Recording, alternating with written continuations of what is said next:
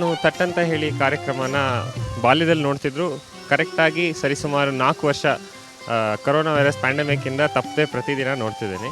ಕಾರ್ಯಕ್ರಮದಲ್ಲಿ ಹಲವಾರು ಹೊಸ ಸಂಗತಿಗಳು, ಹಲವಾರು ಹೊಸ ವಿಷಯಗಳು, ಹಾಗೆ ಸೋಮೇಶ್ವರ ಅವ್ರು ಮಾಡುವ ಪದಬಂಧ ಅಂತೂ ನನಗೆ ಭಾಳ ಇಷ್ಟ.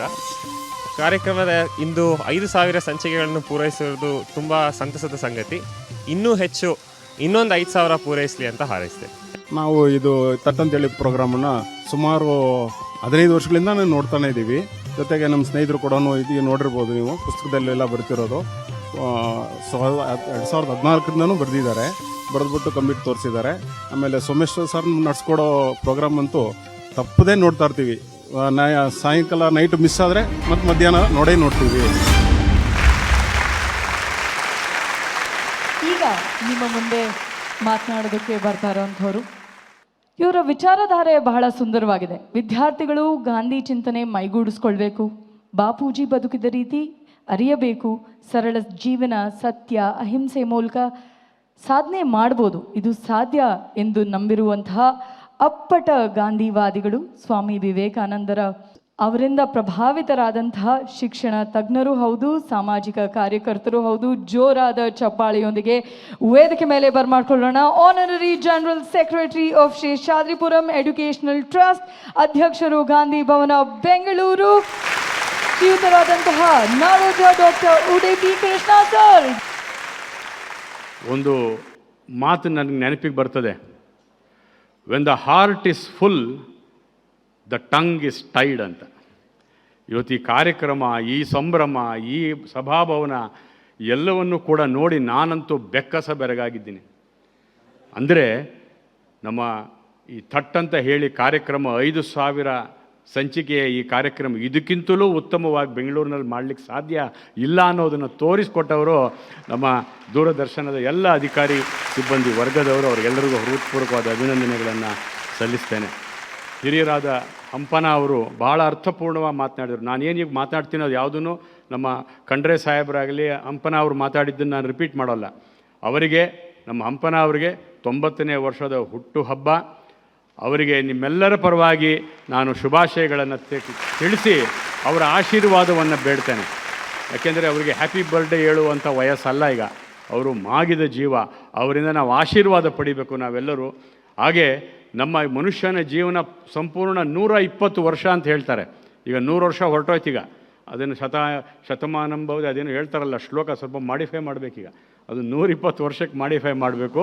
ಹಾಗಾಗಿ ನಮ್ಮ ಹಂಪನ ಅವರು 120 ವರ್ಷ ಬದುಕಿ ನಮ್ಮೆಲ್ಲರನ್ನು ಕೂಡ ಮಾರ್ಗದರ್ಶನ ಮಾಡಲಿ ಅನ್ನುವಂಥ ಒಂದು ಆಶಯವನ್ನು ನಾನು ಈ ಸಂದರ್ಭದಲ್ಲಿ ವ್ಯಕ್ತಪಡಿಸ್ತೇನೆ. ನನಗೆ ಇನ್ನೊಂದು ಅಚ್ಚರಿ ಏನು ಅಂದರೆ, ಡಾಕ್ಟರ್ ಸೋಮೇಶ್ವರ್ ಅವರು ಒಬ್ಬ ಮೆಡಿಕಲ್ ಡಾಕ್ಟರು, ಆದರೆ ಅವರು ಎಷ್ಟು ಸ್ಫುಟವಾದಂಥ ಕನ್ನಡ ಮಾತನಾಡ್ತಾರೆ, ಎಷ್ಟು ಸರಳವಾಗಿ, ಎಷ್ಟು ಶುಭ್ರವಾದಂಥ ಕನ್ನಡವನ್ನು ಮಾತನಾಡಿ ಎಲ್ಲರ ಮನಸ್ಸನ್ನು ಗೆದ್ದಿದ್ದಾರಲ್ಲ. ಇದೊಂದು ನನಗೆ ಅವರು ಮುಂಚೆಯಿಂದಲೂ ಅವ್ರನ್ನ ನಾನು ನೋಡಿದಾಗಲೆಲ್ಲ ನನಗೆ ಆಶ್ಚರ್ಯನೇ ಅನಿಸಿದ್ದು. ಹಾಗಾಗಿ ಅವರಲ್ಲಿ ನಾನು ಬಹಳ ಕಂಡುಕೊಂಡದ್ದೇನು ಅಂತಂದರೆ ಉಚ್ಚಾರಣೆ, ಕನ್ನಡದ ಉಚ್ಚಾರಣೆಯನ್ನು ನಾವು ಯಾರಿಂದಲಾದರೂ ಕಲಿಬೇಕಾದ್ರೆ ಡಾಕ್ಟ್ರಿಂದ ಕಲಿಬೇಕು. ಮತ್ತು ನಾನು ಇನ್ನೊಬ್ಬರಿಂದ ಭಾಳ ಈ ಕನ್ನಡದ ಉಚ್ಚಾರಣೆಯನ್ನು ಕಲಿತಿದ್ದು ಅಂತಂದರೆ ಡಾಕ್ಟರ್ ರಾಜ್ಕುಮಾರ್ ಅವರಿಂದ. ಶ್ರೀಮತಿ ಎಚ್.ಎನ್. ಆರತಿಯವರು, ಇವರು 5,000 ಎಪಿಸೋಡ್ ಮಾಡಿ ದಾಖಲೆ ಮಾಡಿದ್ದಾರೆ. ನಮ್ಮ ಎಚ್.ಎನ್. ಆರತಿಯವರು ಕೂಡ ಒಂದು ದಾಖಲೆ ಮಾಡಿದ್ದಾರೆ. 2,500 ಎಪಿಸೋಡ್ಗಳನ್ನು ನಿರ್ದೇಶನ ಮಾಡಿ ಅವರು ಕೂಡ ಮಾಡಿದ್ದಾರೆ. ಅದು ಕೂಡ ಭಾಳ ಒಂದು ವಿಶೇಷ ದಾಖಲಾಗುವಂಥದ್ದು ಅಂಥೇಳಿ ನಾನಾದರೂ ಕೂಡ ಅಂದ್ಕೊಂಡಿದ್ದೇನೆ. ನಾನು ಸೋಮೇಶ್ವರ ಅವರ ಮಾತುಗಳನ್ನು ಕೇಳುವಾಗ ನನಗನ್ನಿಸಿದ್ದು 1-2 ವಿಚಾರ ಅಷ್ಟೇ ನಿಮಗೆ ಹೇಳಲಿಕ್ಕೆ ಬಯಸ್ತೇನೆ. ಮಹಾತ್ಮ ಗಾಂಧಿಯವರು ಒಂದು ಕಡೆ ಹೇಳ್ತಾರೆ, using an unnecessary word also amounts to violence ಅಂತ. ಅಂದರೆ ಎಲ್ಲಿ ಎಷ್ಟು ಹೇಳಬೇಕೋ, ಎಷ್ಟು ಪದ ಬಳಕೆ ಆಗಬೇಕು, ಎಷ್ಟು ಮಾತಾಡಬೇಕು ಅಷ್ಟೇ ಮಾತಾಡ್ತಿದ್ರು. ಒಂದು ಎಕ್ಸ್ಟ್ರಾ ಒಂದು ಸೆಂಟೆನ್ಸ್ ಕೂಡ ಡಾಕ್ಟರ್ ಮಾತಾಡ್ತಾ ಇದು ಇಲ್ಲ, ನಾನು ಅದನ್ನು ಗಮನಿಸಿದ್ದೇನೆ. ನನಗಾಗಿ ಇನ್ನೊಂದು ನೆನಪಿಗೆ ಬರ್ತದೆ, ಆಂಜನೇಯ ಸ್ವಾಮಿ ಇದನ್ನಲ್ಲ, he is known for when to speak, what to speak, how to speak and how much to speak. ಆಂಜನೇಯನ ಒಂದು ಗುಣ, ಅದನ್ನು ವಿಶೇಷಣ ಹೇಳುವಂಥ ಸಂದರ್ಭ. ಹಾಗಾಗಿ ಸೋಮೇಶ್ವರ ಅವರು ಮಾಡುವಂಥ ಕಾರ್ಯಕ್ರಮಗಳಲ್ಲೆಲ್ಲ ನೋಡಿ ಎಲ್ಲಿ ಎಷ್ಟು ಮಾತಾಡಬೇಕು, ಎಷ್ಟು ಪಾಸ್ ಕೊಡಬೇಕು, ಅದನ್ನು ಅಚ್ಚುಕಟ್ಟಾಗಿ ಮಾಡಿಕೊಡ್ತಕ್ಕಂಥ ಕೆಲಸವನ್ನು ಮಾಡಿದ್ದಾರೆ. ನಾನಾದರೂ ಕೂಡ ಪ್ರತಿಯೊಂದು ಅವ್ರದ್ದೇನಾದರೂ ಕಾರ್ಯಕ್ರಮ ಇದೆ ಅಂತ ಹೇಳಿದ್ರೆ ಅಲ್ಲೇ ಕೂತ್ಬಿಡ್ತೇನೆ, ಮುಗಿಯೋವರೆಗೂ ನಾನು ಹೋಗ್ತಕ್ಕಂಥದ್ದು. ಎಲ್ಲ ಕಾರ್ಯಕ್ರಮಗಳು ನೋಡಿದ್ದೇನೆ ಅಂತ ನಾನು ಹೇಳಲಿಕ್ಕೆ ಸಾಧ್ಯ ಇಲ್ಲ. ಆದರೂ ಕೂಡ ಎಲ್ಲೋ ಒಂದು ಕಡೆ ಅವರ ಫ್ಯಾನ್ ಕೂಡ ನಾನು ಆಗಿಬಿಟ್ಟಿದ್ದೀನಿ. ಫ್ಯಾನ್ ಅಂತಂದರೆ ಅದು ಅಬ್ರಿವೇಟೆಡ್ ವರ್ಡ್ ಫಾರ್ ಫೆನೆಟಿಕ್. ಆದರೆ ಅಭಿಮಾನಿ, ನಾನು ಅವರ ಫೆನೆಟಿಕ್ ಅಲ್ಲದೇ ಇದ್ದರೂ ಕೂಡ ಅವರ ಅಭಿಮಾನಿ ಆಗಿದ್ದೇನೆ ಅನ್ನುವಂಥ ಮಾತನ್ನು ಹೇಳಿ, ಆಮೇಲೆ ಸಾಮಾನ್ಯವಾಗಿ ನಾವು ಸರ್ಕಾರದ ಈ ರೀತಿಯಾದಂಥ ಕಾರ್ಯಕ್ರಮಗಳು, ಸರ್ಕಾರದ ಸಂಸ್ಥೆಗಳಿಂದ ಆಗುವಂಥ ಕಾರ್ಯಕ್ರಮಗಳು we normally take it for granted. ಆದರೆ ಇದೂ ಕೂಡ ಒಳ್ಳೆಯ ಕೆಲಸ ಮಾಡಿದೆ.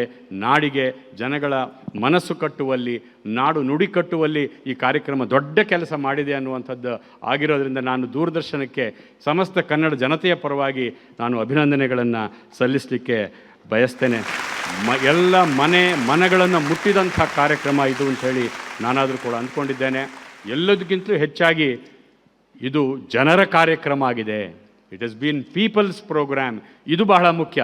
ಎಲ್ಲರನ್ನ ಮುಟ್ಟುವಂಥ, ಪ್ರಾಯಶಃ 54 ದೇಶಗಳಲ್ಲಿ ಇದು ಪ್ರಸಾರ ಆಗಿದೆ ಅಂತ ಕಾಣುತ್ತೆ.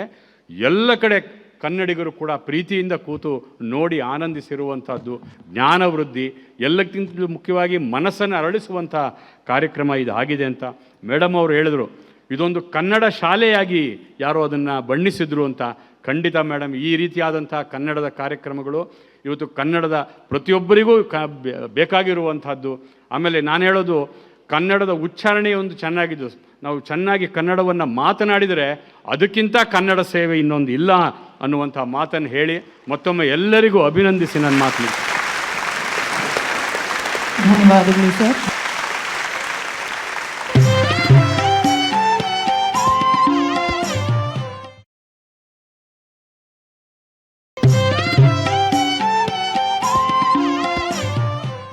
ಮಕ್ಕಳ ಸಾಹಿತ್ಯ ಸಮ್ಮೇಳನದಲ್ಲಿ ಭಾಗವಹಿಸುವಂತಹ ಮಕ್ಕಳಿಗೆ ಉತ್ತೇಜನ ಕೊಡಬೇಕು ಅಂತ ತಟ್ಟಂತ ಹೇಳಿ ಕಾರ್ಯಕ್ರಮದಲ್ಲೂ ಕೂಡ ಭಾಗವಹಿಸುವಂತ ಅವಕಾಶವನ್ನ ನಮಗೆ ಕೊಟ್ಟಿದ್ರು.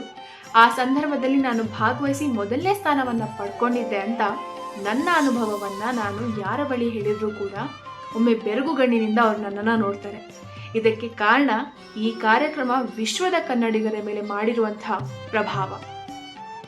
ಥಟ್ ಅಂತ ಹೇಳಿ ಅಂದ ತಕ್ಷಣ ನಮಗೆ ಥಟ್ ಅಂತ ನೆನಪಾಗುವಂಥ ಹೆಸರು ಡಾಕ್ಟರ್ ನಾ ಸೋಮೇಶ್ವರ್ ಸರ್ ಮತ್ತು ಅವರ ಮಾತುಗಳು. ಅವರ ಒಂದು ಸಾರಥ್ಯದಲ್ಲಿ ಈ ಕಾರ್ಯಕ್ರಮ 5,000 ಸಂಚಿಕೆಗಳನ್ನು ಪೂರೈಸಿರುವಂಥದ್ದು ಕನ್ನಡಿಗರಿಗೆ ಹೆಮ್ಮೆಯ ವಿಚಾರ. ಇದಕ್ಕೆ ಕಾರಣ ಆಗಿರುವಂತಹ ಡಿ ಚಂದನ ವಾಹಿನಿ ಮತ್ತು ಡಾಕ್ಟರ್ ನಾ ಸೋಮೇಶ್ವರ್ ಸರ್ ಇಬ್ಬರಿಗೂ ಅಭಿನಂದನೆಗಳನ್ನು ಸಲ್ಲಿಸ್ತಾ ಇನ್ನಷ್ಟು ದಾಖಲೆಗಳು ನಿಮ್ಮ ಮುಡಿಗೇರಲಿ ಅಂತ ಆಶಿಸ್ತೇನೆ. ಧನ್ಯವಾದಗಳು.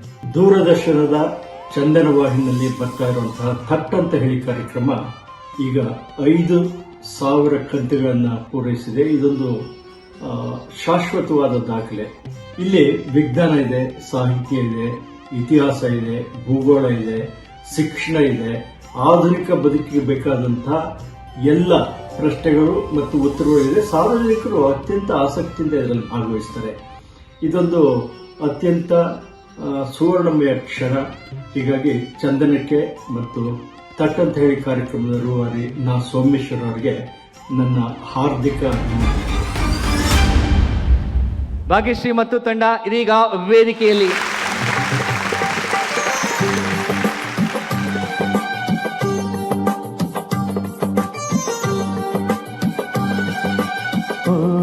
ಮೇಘವೇ ಮೇಘವೇ ಹೋಗಿ ಬಾ, ಈ ಓಲೆಯ ಅವಳಿಗೆ ನೀಡಿ ಬಾ, ನಾ ಹೋಗಲು ಮಾತಾಡಲು ಈ ನಾಚಿಕೆ ಅಂಜಿಕೆ ಮುಂದಿದೆ.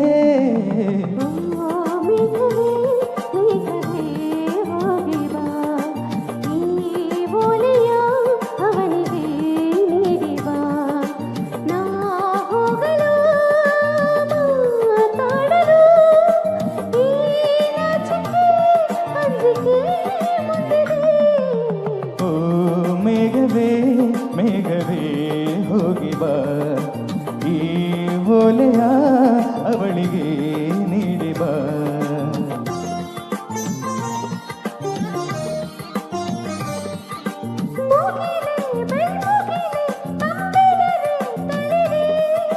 ಹಾಗೆ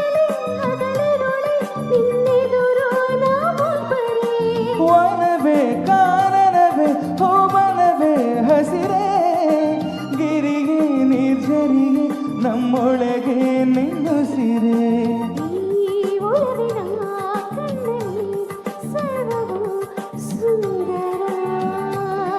ಇಲ್ಲಿ ಬಾನು ಭೂಮಿಗಿಲ್ಲ ಅಂತರ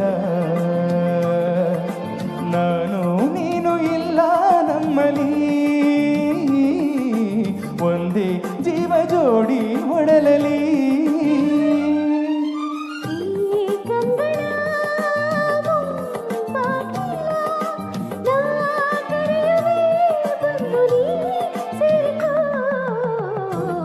ಮೇಘವೇ ಮೇಘವೇ ಹೋಗಲಿ ಸಂಧಾನದ ಪತ್ರಕ್ಕೆ ವಂದನೆ.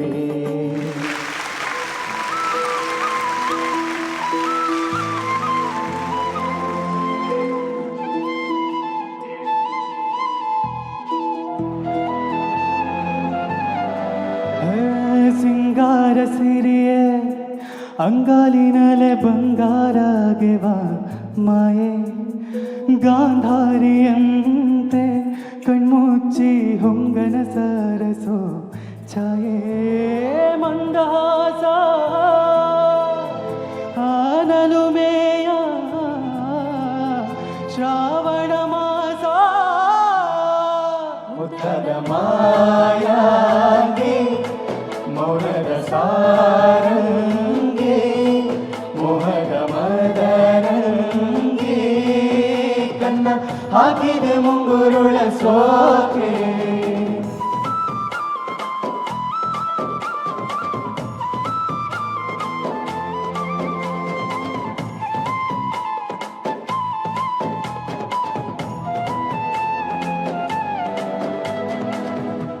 ಮಾತಾಡುವ ಮಂದಾರವೇ ಕಂಗೊಳಿಸಬೇಡ ಹೇಳದೆ ನಾನೇ ತಕ್ಕೆ ನಿನಗೇಳಲಿ ನಿನ್ನ ಮೈಯ ತುಂಬ ಕಣ್ಣಿದೆ ಮನದಾಳದ ರಸಮಂಜರಿ ರಂಗೇರಿ ನಿನ್ನ ಕಾದಿದೆ ಬೀಸು ಮಾತಿನ ಪಂದ್ಯಾವಳಿ ಆಕಾಶವಾಣಿ ಸಂಜೆಯ ಕೆನ್ನೆಯ ಮೇಲೆ ಬಂದು ನಾಟಿದ ನಾಚಿಕೆ ಮುಳ್ಳು ಮನದ ಮಗು ಹಠ ಮಾಡಿದೆ ಮಾಡುವ ಕೊಂಡಾಟವ ಕಣ್ಣಿಗೆ ಕಾಣೋ ಹೂಗಳೆಲ್ಲ ಏನೋ ಕೇಳುತ್ತಿದೆ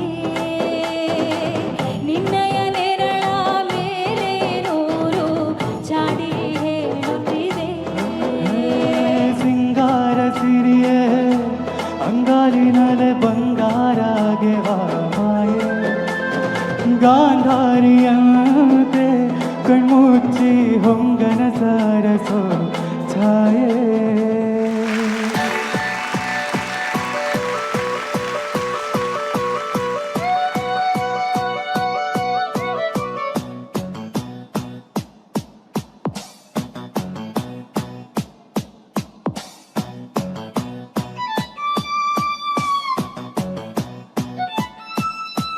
Ra-pa-pa-pa, ra-pa-ra-pa-pa-pa.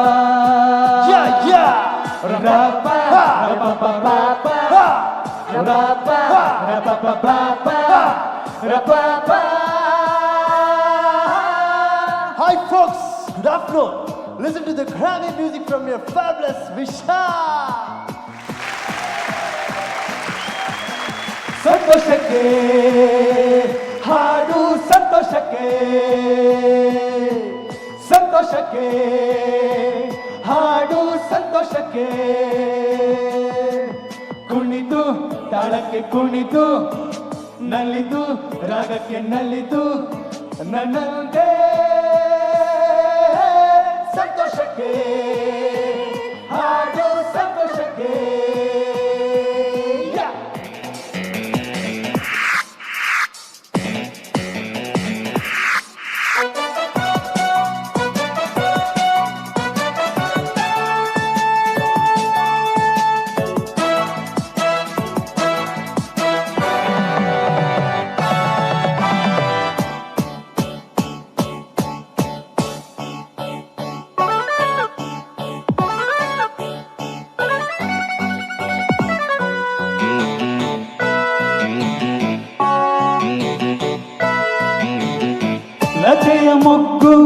ಅರಳುವಂತೆ ದುಂಬಿಯನ್ನು ಕರೆಯುವಂತೆ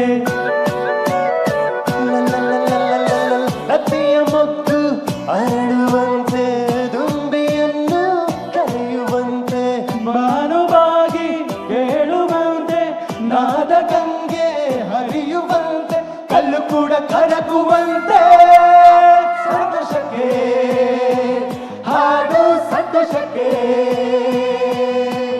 ಕುಣಿತು ತಾಳಕ್ಕೆ ಕುಣಿತು ನಲಿತು ರಾಗಕ್ಕೆ ನಲಿತು ನನ್ನಂತೆ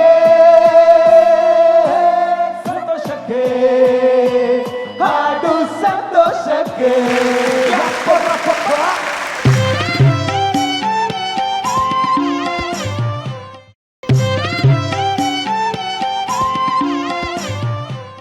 ಬಹಳ ಖುಷಿಯಾಗುತ್ತೆ. ಯಾಕೆಂದರೆ ವಿಶ್ವದ ನಾನಾ ವಿಚಾರಗಳನ್ನ ಥಟ್ಟಂತ ನನಗೆ ತಿಳಿಸ್ತಾರೆ ಡಾಕ್ಟರ್ ನಾ ಸೋಮೇಶ್ವರ್ ಅವರು. ಅದರಿಂದ ಇರೋ ಪರಿಶ್ರಮನ ನಾವು ಅರ್ಥ ಮಾಡ್ಕೊಳ್ಳೋಕ್ಕೂ ಸಾಧ್ಯ ಇಲ್ಲ. ಇಷ್ಟು ಮಟ್ಟಿಗೆ ಪ್ರಯತ್ನ ಪಟ್ಟು ಸಾಹಿತ್ಯ ಆಗ್ಬೋದು, ಕಲೆ ಆಗಿರ್ಬೋದು, ಕ್ರೀಡೆ ಆಗಿರ್ಬೋದು, ಅಥವಾ ಜ್ಞಾನಪೀಠ ಪ್ರಶಸ್ತಿ ವಿಜೇತರು, ನೊಬೆಲ್ ಪ್ರೈಸ್ ಪ್ರಶಸ್ತಿ ವಿಜೇತರು, ಅಥವಾ ವಿಜ್ಞಾನ, ನಾವು ವಿಷಯ ತಿಳಿಸೋಕ್ಕೂ ನಮಗೆ ಅಡ್ಡಿ ಬರುತ್ತೆ ವಿಚಾರಗಳು. ಅಷ್ಟು ಮಟ್ಟಿಗೆ ವಿಷಯಗಳನ್ನ ಅವರು ಪ್ರಶ್ನೆಗಳನ್ನ ಮಾಡಿ ನಮ್ಮ ಮುಂದೆ ಇರೋವಂಥದ್ದು ಬಹಳ ಸಂತೋಷ ಕೊಡುತ್ತೆ. ಮತ್ತು ಕನ್ನಡ ಅಧ್ಯಾಪಕಿಯಾದ ನನಗೆ ಪ್ರತಿ ಶುಕ್ರವಾರ ಮಾಡುವಂಥ ಕನ್ನಡ ಸಾಹಿತ್ಯದ ಬಗ್ಗೆ ಪ್ರಶ್ನೆಗಳು ಕೇಳುವಂಥದ್ದು ಅದು ಬಹಳ ಮನಸ್ಸಿಗೆ ಮುದ ಕೊಡುತ್ತೆ. ಅದೊಂದೆಲ್ಲ ಜ್ಞಾನನೂ ನೀಡುತ್ತೆ. ಇಂಥದ್ದೆಲ್ಲ ಬಹಳ ಆಸ್ಥೆಯಿಂದ ಶ್ರಮ ವಹಿಸಿ ಮಾಡುವಂಥ ಡಾಕ್ಟರ್ ನಾ ಸೋಮೇಶ್ವರರಿಗೆ ಅಭಿನಂದನೆಗಳು. ಮತ್ತು ಈ ಥಟ್ ಅಂತ ಹೇಳಿ ಕಾರ್ಯಕ್ರಮ ನಮ್ಮ ಜನರ ಜ್ಞಾನವನ್ನು, ನಮ್ಮಗಳ ಜ್ಞಾನವನ್ನು ವಿಕಾಸಗೊಳಿಸುತ್ತೆ. ಅದಕ್ಕೂ ನನಗೆ ಬಹಳ ಖುಷಿ. ನಾವಂತೂ 9:30 ಆಗೋದೇ ಕಾಯ್ತಾ ಇರ್ತೀವಿ. 9 ರಿಂದ 10 ಗಂಟೆ ಕಾರ್ಯಕ್ರಮ ನಮಗೆ ತಪ್ಪಿಸ್ಕೊಳ್ಳೋಕ್ಕೆ ಖಂಡಿತ ಇಷ್ಟ ಇಲ್ಲ. ಯಾಕೆ ನಾವು ಇಷ್ಟು ಪುಸ್ತಕಗಳು ಓದ್ತೀವೋ ಇಲ್ಲೋ ಗೊತ್ತಿಲ್ಲ, ಓದೋಕ್ಕೆ ಸಾಧ್ಯವೂ ಇಲ್ಲ ಅನಿಸುತ್ತೆ. ಆದರೆ ಇವ್ರುಗಳು ನಮಗೆ ಪ್ರತಿಯೊಂದು ಪುಸ್ತಕದ ಬಗ್ಗೆ ಕೊಡೋ ಮಾಹಿತಿಗಳನ್ನ ಅಥವಾ ಪ್ರತಿಯೊಂದು ವಿಚಾರಗಳು ತಿಳಿಸ್ಕೊಡೋದನ್ನು, ಪದ್ಮಶ್ರೀ ವಿಜೇತರ ಬಗ್ಗೆ ಆಗ್ಬೋದು, ಯಾವುದೇ ಆಗಲಿ ನಮಗೆ ಬಹಳ ಸಂತೋಷ ಕೊಡುವಂಥದ್ದು, ಮುದ ಕೊಡುವಂಥದ್ದು, ಹಾಗೆ ಆಸಕ್ತಿ ಉಂಟು ಮಾಡುವಂಥದ್ದು. ಅದನ್ನು ಆ ಕೆಲಸವನ್ನು ಶ್ರಮವಹಿಸಿ ಮಾಡ್ತಿರುವಂಥ ಡಾಕ್ಟರ್ ನಾ ಸೋಮೇಶ್ವರ್ ಅವರಿಗೆ ಮತ್ತು ಇಡೀ ತಂಡಕ್ಕೆ, ಚಂದನ ವಾಹಿನಿಗೆ ಹೃತ್ಪೂರ್ವಕ ಅಭಿನಂದನೆಗಳು. ಈಗ ನಿಮ್ಮ ಮುಂದೆ ಬರ್ತಾ ಇರುವಂಥ ಅತಿಥಿಗಳು, ಇವರು ವೀಣಾ ವಾದಕಿ, ತಮ್ಮದೇ ಆದಂತಹ ಕ್ಷೇತ್ರದಲ್ಲಿ ಛಾಪನ್ನು ಮೂಡಿಸ್ಕೊಂಡಿದ್ದಾರೆ. ಪರಿಸರ ತಜ್ಞರು ಹೌದು. ಮೇಡಮ್, ನಾನು ನಿಮ್ಮ ಇಂಟರ್ವ್ಯೂ ನೋಡ್ತಾ ಇದ್ದೆ ರೀಸೆಂಟಾಗಿ. ನಡೆದಾಡುವ ಲಾಲ್ಬಾಗ್ ಅಂತ ಕರಿತಾ ಇದ್ರು. ಅಂದರೆ ಪರಿಸರದ ಬಗ್ಗೆ ಅಷ್ಟು ಒಲವು ಇವ್ರಿಗೆ. ಬರಲಿ ಜೋರಾದ ಚಪ್ಪಾಳೆ. ಹಾಗೆ she has raised 2 beautiful sons. ನಮ್ಮ ಭಾರತಕ್ಕೆ ಝೀರೋದ ಫೌಂಡರ್ಸ್ ಯಾರಿಗೆ ಗೊತ್ತಿಲ್ಲ, ಅವರ ಹೆಮ್ಮೆಯ ತಾಯಿ ನಿಖಿಲ್ ಕಾಮತ್ ಹಾಗೂ ನಿಖಿಲ್ ಕಾಮತ್ ಅವರು. ಬರಲಿ ಜೋರಾದ ಚಪ್ಪಾಳೆ ನಮ್ಮ ವಿದೂಷಿ ರೇವತಿ ಕಾಮತ್ ಮೇಡಮ್ಗೆ. ಈ ತಟ್ಟಂತ ಹೇಳಿ ಕಾರ್ಯಕ್ರಮದ್ದು ಒಂದು ಇದನ್ನು ಹಂಚ್ಕೊಳ್ಳೋಕೆ ಇಷ್ಟಪಡ್ತೀನಿ. ನಮ್ಮ ಭಾವ 93 ವರ್ಷದವರು. ಅವರು ಪಕ್ಕಾ ಚಂದನ ವಾಹಿನಿ ವೀಕ್ಷಕರು. ಬೆಳಗ್ಗೆ ಚಂದನ ಟಿ ವಿ ಆನ್ ಆಯಿತು ಅಂದರೆ ರಾತ್ರಿ ತನಕ ಚಂದನ ಟಿ ವಿ ಬರ್ತಾನೇ ಇರುತ್ತೆ. ಯಾರು ನೋಡದೇ ಇರಲಿ ದೂರದರ್ಶನ ಚಾನೆಲ್ ರನ್ ಆಗ್ತಾನೆ ಇರುತ್ತೆ. ಅದರಲ್ಲೂ ಅವ್ರಿಗೆ ಅತ್ಯಂತ ಪ್ರೀತಿಯಾದ ಕಾರ್ಯಕ್ರಮ ಅಂದರೆ ತಟ್ಟಂತ ಹೇಳಿ. ಇವತ್ತಿನ ದಿನ ಈ ಅದ್ಭುತ ಸುಂದರವಾದ ಕಾರ್ಯಕ್ರಮಕ್ಕೆ, ಅದು 5,000 ಎಪಿಸೋಡ್ ಕಂಪ್ಲೀಟ್ ಆಗಿರೋದಕ್ಕೆ, ಇದು ಗಿನ್ನಿಸ್ ಬುಕ್ ಆಫ್ ವರ್ಲ್ಡ್ ರೆಕಾರ್ಡ್ಗೆ ಹೋಗ್ತಾ ಇದೆ ಇದು ಅಂತ ಗೊತ್ತಾಗಿ ಭಾಳ ಸಂತೋಷ ಆಯಿತು. ಇದಕ್ಕೆ ನಾನು ತುಂಬ ಅವ್ರಿಗೆಲ್ಲ ಹಾರ್ದಿಕ ಅಭಿನಂದನೆಗಳನ್ನು ಸಲ್ಲಿಸ್ತೀನಿ, ದೂರದರ್ಶನ ಕೇಂದ್ರಕ್ಕೆ ಮತ್ತು ನಮ್ಮ ಸೋಮೇಶ್ವರ್ ಅವರಿಗೆ. ಇದು ಎಷ್ಟು ಅದೇನೇ ಇವ್ರನ್ನೆಲ್ಲ ನೋಡಿದ್ರೆ ಹೇಗೆ ಮಾಡಿರ್ಬೋದು 5,000 ಎಪಿಸೋಡ್ಗೆ ಅಷ್ಟು 75,000 ಪ್ರಶ್ನೆಗಳಲ್ಲ, 75 ರಸ ಪ್ರಶ್ನೆಗಳನ್ನ ಇದೊಂದು ಭಂಡಾರ, ಇದೊಂದು ಗಣಿ ಈ ಥರ ಕ್ರಿಯೇಟ್ ಮಾಡಿ ನಮ್ಮ ಇದನ್ನು ಸೃಷ್ಟಿಸಿ ಕನ್ನಡ ಪ್ರಪಂಚಕ್ಕೆ ಅವ್ರು ಕೊಟ್ಬಿಟ್ಟಿದ್ದಾರೆ. ನಾವಿವಾಗ ನನ್ನ ಮಕ್ಕಳು ಎಷ್ಟೇ ದೊಡ್ಡ ಪೊಸಿಷನ್ಗೆ ಹೋದರೂ ಏನೇ ಮಾಡಿದ್ರು ನಮ್ಮನೇನೆಲ್ಲ ಏನಂದರೆ ನಾವು ಕನ್ನಡನೇ ಮಾತಾಡಬೇಕು ಅನ್ನೋದೇ ನಮ್ಮ ಇದು. ಕನ್ನಡದ ಬಗ್ಗೆ ನಮ್ಮ ಮನೆಯವ್ರಿಗೆ, ನನ್ನ ಮಕ್ಕಳಿಗೆ ಅವರೆಷ್ಟೇ ದೊಡ್ಡ ಸಾಧನೆಗಳು ಮಾಡಿದ್ರು ಕನ್ನಡದ ಬಗ್ಗೆ ಅವ್ರಿಗೆ ಭಾಳ ಅಭಿರುಚಿ ಇದೆ. ನಾನು ಏನೇ ಮಾತಾಡಿದ್ರು, ಯಾವುದೇ ಭಾಷಣದಲ್ಲಿ ಮಾತಾಡಿದ್ರು ನಾ ಪರಿಸರದ ಬಗ್ಗೆನೇ ಮಾತಾಡ್ತೀನಿ. ಯಾಕೆ ಅಂತ ಹೇಳಿದ್ರೆ ಪರಿಸರನ ನಾನು ನನ್ನ ಒಂದು ಉಸಿರು ಅಂದ್ಕೊಂಡ್ಬಿಟ್ಟಿದ್ದೀನಿ. ಪರಿಸರದಲ್ಲಿ ನಾನು ಎಷ್ಟು ದಿನ ಬದುಕಿರ್ತೀನೋ ಅಷ್ಟು ದಿನ ನನ್ನ ಕೈಲಾದ ಸೇವೆ ನಾನು ಪರಿಸರಕ್ಕೆ ಮಾಡಬೇಕು ಅಂತ ಈಗ ಒಂದು 15-20 ವರ್ಷದಿಂದ ಅಂದ್ಕೊಂಡು ತುಂಬ ಕೆರೆಗಳ ಜೀರ್ಣೋದ್ಧಾರ ಮಾಡಿದ್ದೀನಿ. ಅದು ಇದುವರೆಗೂ ಒಂದು 28 ಎಕರೆದು ಒಂದು ಕೆರೆ ಮಾಡಿದ್ದೀನಿ, ಸೋಮನಹಳ್ಳಿ ಕೆರೆ. ಅದು ಪೂರ್ತಿ ಹಾಳಾಗೋಗಿತ್ತು. ಅದರದ್ದು ಈಗ ಏನಾಗಿದೆ ಅಂತ ಹೇಳಿದ್ರೆ ನಿಮಗೆಲ್ಲ ಗೊತ್ತಿರೋ ಥರ ನಾನು ಯಾವ ವೇದಿಕೆನಲ್ಲೂ ಈ ಮಾತಾಡೋದನ್ನು ಅವಕಾಶನ ತಪ್ಪಿಸ್ಕೊಳ್ಳಲ್ಲ. ಯಾಕೆ ಅಂತ ಹೇಳಿದ್ರೆ ನಾನು ಕಣ್ಣಾರ ಕಂಡ ನಿಜವಾದ ಎಷ್ಟು ಕಟು ಸತ್ಯ ಅಂದರೆ ಇದು ಎಲ್ಲ ನಮ್ಮ ನ್ಯಾಚುರಲ್ ವಾಟರ್ ಬಾಡೀಸ್, ನಮ್ಮ ಏನು ಹೇಳ್ತಾರೆ ಅದಕ್ಕೆ, ನಮ್ಮ ಪರಿಸರದಲ್ಲಿರೋ ನೀರೆಲ್ಲ ಬತ್ತು ಹೋಗ್ತಾ ಇದೆ. ಇದು ಬತ್ತು ಹೋಗ್ತಾ ಇರೋದು ನಿಮಗೆಲ್ಲ ಗೊತ್ತಾಗ್ತಾ ಇಲ್ಲ. ಇದರಿಂದ ಏನಾಗ್ತಿದೆ ಅಂದರೆ ಗ್ಲೋಬಲ್ ವಾರ್ಮಿಂಗ್ ಆಗ್ತಾ ಇದೆ. ನಮ್ಮ ಭೂಮಿ ಕೊಂಚ ಭೂಮಿ ನಮ್ಮದನ್ನ ನೀರು ಆಕ್ಯುಪೈ ಮಾಡ್ಕೋತಾ ಇದೆ. ಈಗ ನಾವು ಇನ್ನೇನು ಬೇಡ, ನಮ್ಮ ಬೆಂಗಳೂರಿನಲ್ಲಿರೋ ಪರಿಸರ, ಬೆಂಗಳೂರಿನಲ್ಲಿರೋ ಕೆರೆಗಳ ಇದು ತುಂಬ ಶೋಷಣೀಯವಾಗಿದೆ. 2 ವರ್ಷದ ಕೆಳಗಡೆ ಎಲ್ಲ ಕೆರೆಗಳು ಬತ್ತು ಹೋಗಿತ್ತು, ಹಳ್ಳಿಗಳಲ್ಲಿರೋ ಕೆರೆಗಳೆಲ್ಲ ಬತ್ತು ಹೋಗಿತ್ತು. ನಾನು ನವಿಲ್ ಅಳೋದನ್ನು ಕೇಳಿದ್ದೀನಿ ಗೊತ್ತಾ? ನವಿಲಳು, ಹಕ್ಕಿಗಳು, ರಾಸಿ ಪೀಪಲ್ ಫಾರ್ ಅನಿಮಲ್ಸ್ ಅಂತ ನಾವು ನಮ್ಮದೊಂದು ಗ್ರೂಪ್ ಇದೆ. ಅಲ್ಲಿ ಏನಂತ ಹೇಳಿದ್ರೆ ಅದಕ್ಕೆ ಪಾಪ ಸಂಬಳಗಳಲ್ಲಿ ಉಳಿಸಿ ಜನಗಳು ತೊಟ್ಟಿಗಳಿಗೆ, ಫಾರೆಸ್ಟ್ ಒಳಗಿರೋ ತೊಟ್ಟಿಗಳಿಗೆ ನೀರು ಹಾಕ್ತಾಯಿದ್ವಿ ನಾವುಗಳೆಲ್ಲ. ಈಗ ಅಲ್ಲಿ ಕೆರೆಗಳು ಬತ್ತು ಹೋಗಿದೆ, ಪಕ್ಷಿಗಳು ಪ್ರಾಣಿಗಳೆಲ್ಲ ನೀರಿಗೆಲ್ಲಿ ಹೋಗಬೇಕು? ಯಾಕೆಂದರೆ ಆಲ್ರೆಡಿ ಆಗೋಗಿರೋ ಡೈವರ್ಸಿಟಿನ ಇನ್ನೂ ಜಾಸ್ತಿ ಬಯೋಡೈವರ್ಸಿಟಿ ಹಾಳು ಮಾಡಿ ಜನಗಳ ಆರೋಗ್ಯದ ಮೇಲೆ ಹಾನಿಕಾರಕ ಪರಿಣಾಮ ಆಗದಿರೋ ಥರ ನೋಡ್ಕೊಳ್ಳಿ ಅಂತ ಕೇಳ್ಕೊಳ್ತೀನಿ. ಆ್ಯಂಡ್ ಧನ್ಯವಾದಗಳು ನನ್ನ ಮಾತು ಕೇಳಿದ್ದಕ್ಕೆ. Thank you madam. ಪರಿಸರ ಸಂರಕ್ಷಣೆಯ ಬಗ್ಗೆ ಬಹಳ ಒಳ್ಳೆಯ ಮಾತುಗಳನ್ನು ಆಡಿದ್ರಿ ಅಂತಲೇ ಹೇಳ್ಬೋದು.